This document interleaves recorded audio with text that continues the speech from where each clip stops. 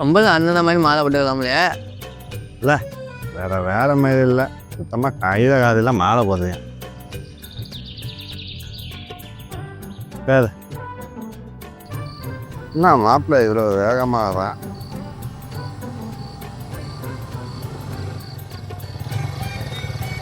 ஆமா வாங்கண்ணா. என்ன மாப்பிள்ள? வாங்க மாமா. என்ன வண்டியை விற்கணுமாம்மா. புக்கு இல்லை, நீ எடுத்துறீங்களா? எவ்வளோ சார்? 7 ரூபா சொல்கிறேன். எழுதுறாங்க இல்லைங்கிற எழுதுறாங்கிற அதை பண்ணி விற்றுடுவோமா? நீங்கள் எடுத்துக்கோங்க. நான் தான் முந்தானா திருப்பியா? சரி இதை முடிச்சு முடியும், காசு வேற இல்லை. லேய் சின்ன பிள்ள, இது தேவையில்லாத வேலை, உன்னால ஒழுங்கா இருக்க முடியாது. அன்றைக்கி ஆடுகிட்ட வந்து விற்று கொடுத்தான்னு சொல்லும் போதெல்லாம் தெரியலை. நீ மாலை போட்டுன்ட்டு பேசுகிற, நீ சொல்லுவாங்க 4 வரணுமா? முடிச்சு விட்ருங்க.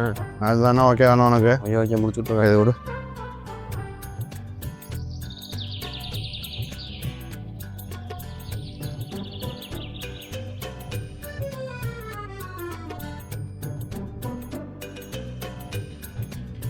நான் ஃபோன் பண்ணால் எடுக்கவே மாட்டேங்கிறா. இப்போ வர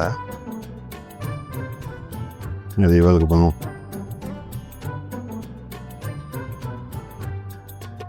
ஹலோ அம்மா, ஒன்றும் இல்லைம்மா, ஒரு 4 ரூபா பணம் கிடைக்குமா? அர்ஜென்ட்டு. ஒன்றும் இல்லை, வர வழியில் எங்கள் ஆட்டை விட்டு ஏற்றிப்பேன், செத்துக்கிட்டு ஆடு பணம் தான் வண்டி விடுவாங்கிறாங்க. வெளில இருக்கேன், நீ பார்த்து அனுப்பிடுறியா? சரிம்மா, சரி நீ அனுப்பிவிடு. சரி அண்ணே சொன்னாலும் கேட்காதுண்ணே, எப்போன்னு காத்துட்டு இருக்காங்க. சாமி உங்களை தாங்க.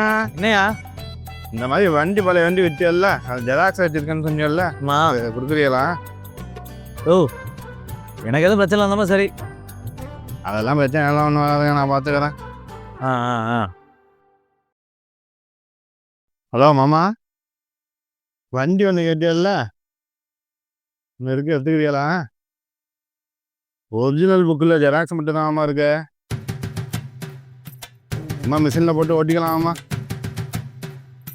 சரி நான் வண்டியை வச்சுட்றேன், ஒரு 15 ரூபா பணம் போட்டு விடுங்க. சரி ஆமாம். சித்தார்த்து மாப்பிள்ளை வண்டியெல்லாம் விற்றுருக்கான், பார்த்தியெல்லாம் கேட்க முடியாதா? அப்பாங்கண்ணா முடிச்சுட்டே மாலை போட்டுக்குவோம். ஐயா மாமா ஆளை விட, நான் கிளம்புறேன்.